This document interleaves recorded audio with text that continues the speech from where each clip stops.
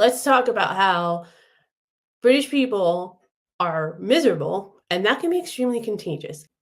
The UK is a miserable country and a bad place for young people to live.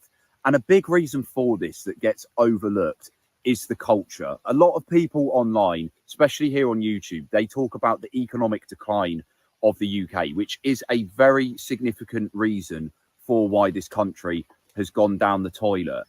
But a huge part of it that I've observed is actually the culture. And to give you a little bit of background, I left the UK in January, and I've been living around Southeast Asia most of this year, but I've also spent quite a bit of time in comparable Northern European economies like Germany and the Netherlands. I've lived in 6 different countries across 3 different continents. I've lived across the UK. I grew up here in Devon. I lived in Leeds as well. My family are from the north on one side, south on the other, and I've also lived in London. And in that time, I've observed a lot about how British people are and the differences you get between British people across the country, but also British people abroad.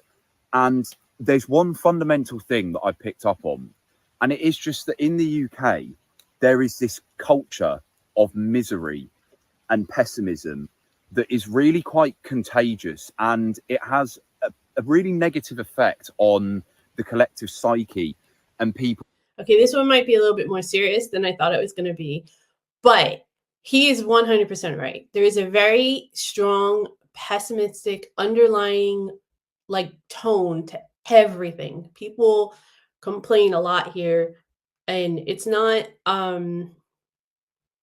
y'all just like having a whinge. I think I've mentioned that in a previous video, and I know people get mad at me when I say it, but it's the truth. I don't know if, I guess just like,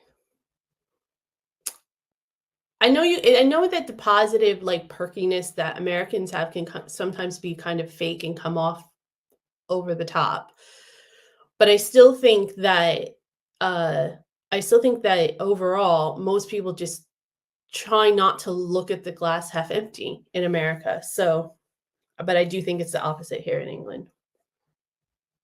People's well-being, and it is deeply intertwined with economics, but a lot more of it I feel is just to do with the way that British people are. And I used to think that it was the weather. As you can see, very typical British day here. Grey, persistent, rainy, mere shit. We don't really get the extremes of weather. It doesn't get too cold, it doesn't get too hot, but we have this very mere, this grey shittiness. And I used to think that that was the reason. But if you look at countries like Belgium and the Netherlands, they do say though that, and I'm a firm believer of this because I'm a summer person, but the sun, it actually does give you energy, right? So when you can't see the sun as much, you actually do have, that does have an effect on you. And there's even studies, I think, in America, I know they've done them in like places like Alaska or in places like that, where you have like a certain amount of time where it's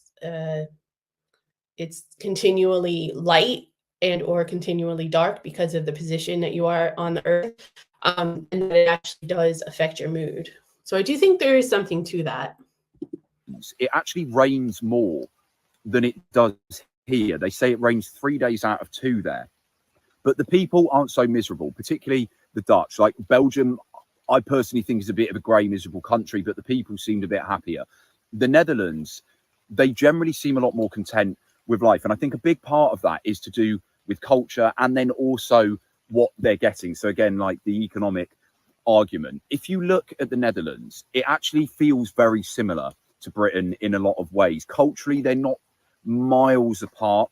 The landscape doesn't feel too different, particularly compared to like the east of England, aka it looks like a Minecraft map. It's really flat. But the people... Okay, I've been to the Netherlands and I did not find any similarity. I'm not going to say any similarities, but I didn't find it mimicking a lot of the British terrain or anything like that. So I find that interesting. People, they're happier. The quality of life is higher. It's cleaner.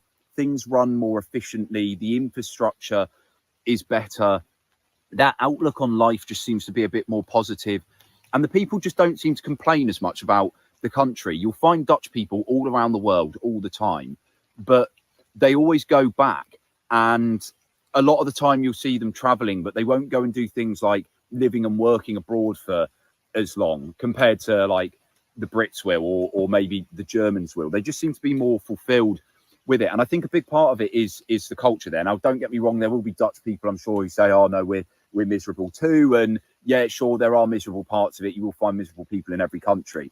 But in my experience of speaking to Dutch and Germans, who are even more likely to say, oh yeah, Germany's miserable too, I think for a lot of them, if they actually experienced living here and then living in their own country, they would really realise, like, again, economically, British families are $10,000 worse off than the average German. Okay. Of course, I'm looking at this from an extremely different perspective than him. But I think that there's I don't know, I'm gonna watch the rest of the video, but it feels to me like there might be something else adding to this from his side. And Dutch family, like something personal, like some or like a specific instance or something.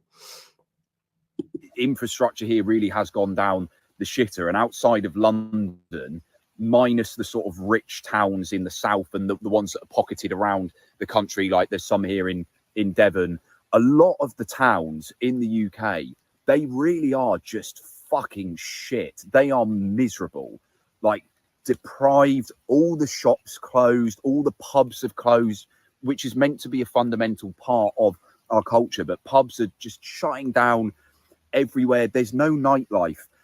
And you compare that to like what you see in the Netherlands and Germany, like even when the weather is good, like in Germany, the youth culture across the cities, I saw this in Berlin, in Hamburg, in Dresden, in Leipzig, in Cologne, like the people are out, they're making the most of it, they're having fun, they're drinking on the street. You don't even get that in London in the same way. Like there's an element of the pub culture.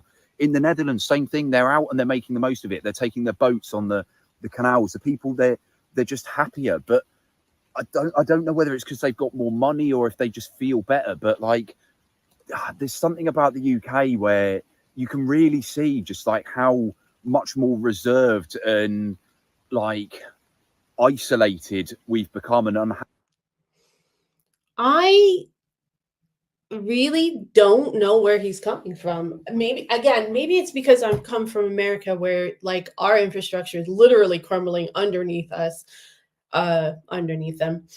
We have no assistance, have no help, and most people are still kind of happy. But so I think it's just a British thing. I'm not gonna lie. But I don't think it really necessarily has to do with like I think it's just a cultural thing. I don't really know, to be honest.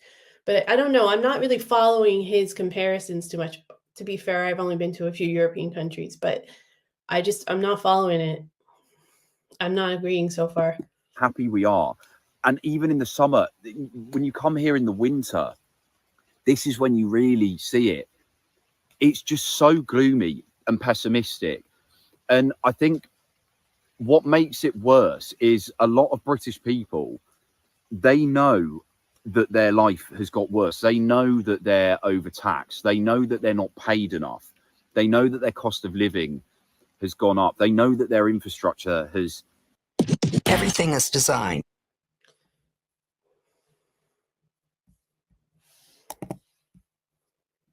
Everything that you read is designed. Anything that is a sign on the street is designed. Obviously, for the infrastructure declined, but and there's that you feel like you're being overtaxed and underpaid and all that. There's certainly validity to all of those scenarios, but and I guess it would be people that have been here obviously their whole lives, have seen it, and been here are older than like 20, right? Have seen the decline. That's entirely possible and feasible, and I have not, so I can't really comment on that.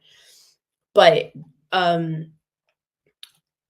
I find that there's a lot of people that are just whingy as well. And I feel like there's a culture that just likes to point out the negative. I don't think it's strictly those scenarios. That's what I think what I'm trying to say. It's this apathy that comes with it at the same time that actually stops any progress. In the worst forms, it manifests as tall poppy syndrome. So people who aspire to do better get dragged back down to reality, or people try to drag them back down. They don't want them to succeed and get on in life, which, don't get me wrong, other countries have too. Australia has it as well, but they have a higher quality of life. Australians, yeah, I realise there are a lot of similar problems there with cost of living, etc. But like, seriously, the quality of life in Australia is a lot better than in the UK. You will experience it firsthand if you live in both of them, right? But in the UK, like, people just don't aspire to change things, and the ones that do, they get dragged back down. Or another way that people go about it is Britain has this weird paradox where we complain all the time. It's why the Aussies and Kiwis call us whinging pommies, right? And there is this funny thing. It's like Brits will go everywhere and say everywhere else is shit and complain about it. It can be quite funny. But at the same time, we criticize people for complaining, and we tell them to repress their emotions by complaining. Or they'll complain and they won't do anything about it, or they'll complain about people wanting to do something about it. Like, that is 1,000%. I agree with that section, but that bit 1,000%. And I get yelled at all the time for complaining and being told to go back home and everything, when really I'm just pointing out differences or pointing out things that are strange to me, or I'm trying, challenges for me. And also, a lot of people want to take that's just the way it is attitude and not try to fix it. I agree with that as well. Like, it's okay to complain about problems and then actually want to change it. But lots of British people, they won't do anything. They'll just let it linger. And this is why we persistently end up voting in these fucking useless politicians who line their pockets, make everyone poorer, spunk loads of money on useless things, and then everybody else is worse off for it. But we don't actually aspire to really bring about any change because we're not particularly like revolutionary, or we just near. Like I said, we have this apathy about it, and it's really miserable to be around that. It really holds you back, and it's very contagious. You notice it the moment you come back here. And again, another way that this manifests through the news, like the BBC, it's just this constant drip feed of miserable shit. Like, don't get me wrong, a lot of mass media news is bad, but compare it to American and Australian news, Canadian, like, yeah, sure, it's tacky, this kind of Fox News entertainment style thing, but it doesn't feel as gloomy and miserable as what you get. Okay, I'm sorry. I have to comment on that. American news, for the most part, like the mainstream American news, is all propaganda, or at least 90% of it is propaganda. They don't tell you all the facts. They don't actually give you full news stories, and it's mostly fluff. So that's why it might seem like it's not as like, it's more entertaining and it's more fun, but it's definitely fluff for the most part. Or it's just a very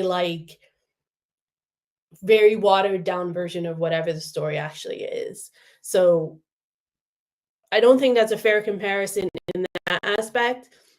I'm sure there's the law. I know the laws regarding news programs and calling yourself a news program specifically in the UK versus the US is very different. The US has much more lax laws about that, and it makes it right for propaganda. I know the UK has better laws for that. I know there probably could do better, but in my experience personally, I've always, even in America, I've always watched British news programs, especially when it came to international news and international events, because I always felt like I got a more well-rounded story and perspective.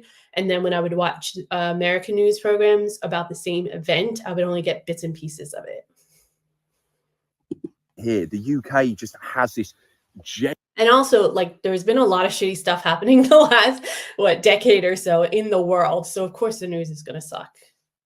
That needs to be said. General culture of being discontent. When you ask people, are you all right? It's like, yeah, all right is the medium. Mere, or if not that, yeah, not bad. It's like we assume that the fucking default here is to be bad. Like, it's not a happy place to be. And when you meet Brits abroad, I disagree. I'm much happier here. They will bond about how shit the UK is and how much better life could be. Think about the football chant, "Don't take me home, please don't take me home." Like, there's fucking truth behind that, man. Like, Brits go abroad and they see that there can be a better life. And you notice this when you're around British expats. Like, sure, there are some who will find things to complain about, like me. It's just the way that I was raised.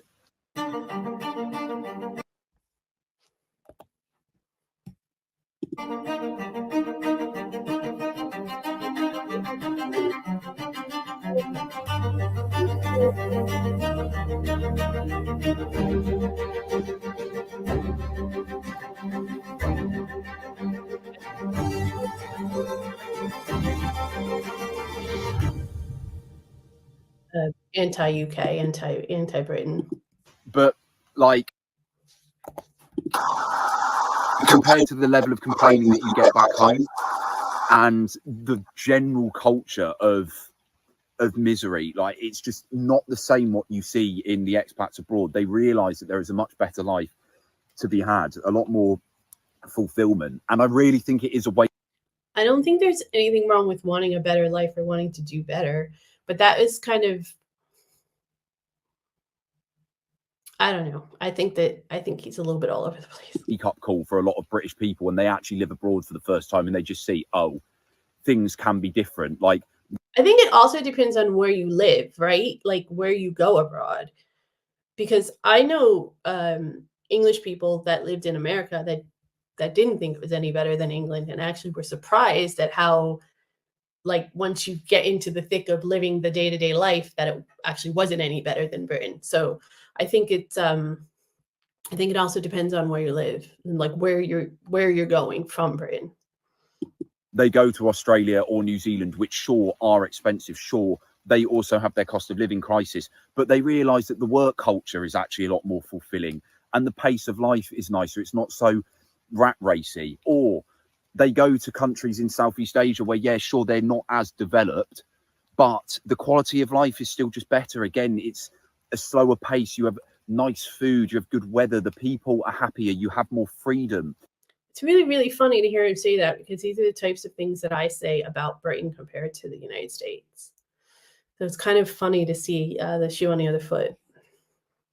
Like, it depends wherever you go, you experience different things, whether you want more money, whether you want to pay less tax, whether you want a slower pace of life, whether you want more nature, a cultural change. There is so much out there in the world outside Britain. And I really think it is a wake-up call for young Brits when they get out there. And it is why I will continue to heavily encourage young Brits to leave this country and go and experience what else you can have out there. I think that that's fantastic advice for anybody at any age. Whenever you have the opportunity to leave your home, and even if you can't go abroad, but if you can just go to a different area, or if you go, even if you don't go that far, if you can do that, it teaches you and broadens your horizons more than anything you could read or anything you can experience at home. And it is a wake-up call in a way. I don't think that's exclusive to Britain or young people at all. Get out there and do as much as you can. I don't want to say there's only positives, because there's of course negatives, but you can only grow as a person overall. And don't get caught up in this stuff that people say that, like, you should stay here and fix the country or be great. You can go abroad and learn things and then come back and fix your country too, because you love your country. Like, that is feasible. Like, it doesn't have to be black and white like that.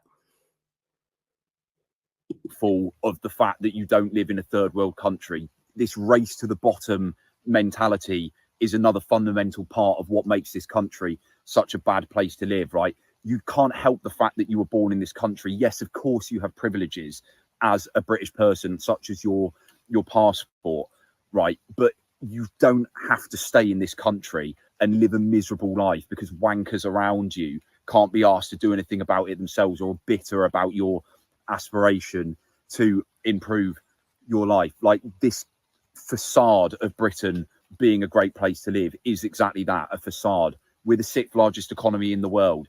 It is a facade. London is a rich city. The rest of the UK has gone down the pan. Like, it's not a good place to live. And even in London, where there is more aspiration, you're more likely to find entrepreneurial people and advance your career. The quality of life there just isn't worth it. It's completely unaffordable and also just as miserable. Like, honestly, I think I've made the key points here with it. I built my brand criticizing the UK. I am not unique in saying this at all. An Australian told me in a hostel a week ago, "You're like a broken record, mate. Every single pommie I've met is saying the same thing. The UK sucks to live in."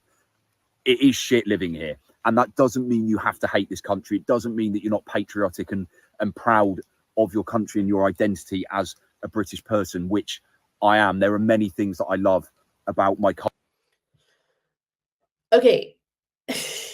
Nobody, of course, an expat, no matter who they are, where they're from, is going to have negative views of the place they left. Most people, I don't know, in maybe a handful of scenarios, leave their home when they're happy. I mean, that's just the way it is. You don't leave your home and go live somewhere abroad because you're ecstatic and killing it in your home country. Like, that's, you wouldn't leave. Who would, right? I get it. So of course that you're going to kind of have that negative tone for anything that you do. But um I think that that fact that he's made his brand on bad mouthing the UK says a lot, actually. Culture such as our humor, our banter, the sport culture, the music culture that we've got, right? I am proud to be British, but this country has gone down the shitter. It really has gone down the pan, and it's a miserable place to live. I've been back here for under a week and my skin is flaring up. This skin condition, I haven't had any problems with it since I left the UK in January. I feel shit being here, and this video is very much just a cope rant whilst I wait a week or so before I eventually get out again. But yeah, I've made my key points. Get out of this country. You will have a better life, whether you find a job or whether you work online. And if you want to learn about how you can make money online, I do coach people with this. You can book in a call with me. The link is in my bio. No pressure. It's just a chill chat. We'll see if we can work together. But aside from that, Yeah, he obviously has a brand and he's selling his brand. That I knew there was something else to it. I knew there was something underlying to it because it was so extreme. Look, I'm not taking away anything. He obviously feels the way he feels, and I don't think anyone leaves their home without having problems with where their home is. Why would they leave? I can't speak to whether or not the UK has gone downhill. I don't think I'm educated enough. I haven't been here long enough. And I think they would be disrespectful to all of you British people who have lived here your whole life or for an extended period of time to make that equivalent or make any comments on that. But what I will say is the grass isn't always greener. Every country has problems, every country can do better. And I will say that some of the things that he was saying about like the politicians lining their pockets and not putting enough resources into public services and stuff, that kind of made me reminisce about American culture and American politics. I've lived in a shit place to live, and this is definitely better than that. However, you only know what you know. And I will ask the question, if you're so miserable and you hate coming to England so much, why do you keep coming back? Like, find a permanent residence that makes you happy. You deserve that just like everybody else. What's the point then? Why, if you really feel like it's always making you miserable, then Godspeed. Go find something that makes you happy. It's your life. You know, don't waste it if you're miserable. We all make our life what we make it. No matter where we are, we all have some personal autonomy on what our life turns out to be. I did agree with his comments in the beginning about how you guys have a natural, like, pessimistic attitude. But I also think that you, as a culture, are extremely resilient. Just having to endure and having this long-standing history that you've of wars with other countries, and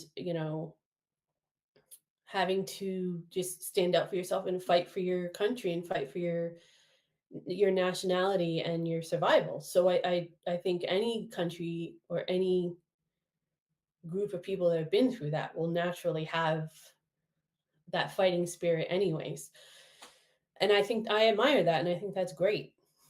I think that's one of the great things about British culture. But he's lived a lot of places, and he seems to have not really settled anywhere. I don't know what he's looking for, but I hope he finds it.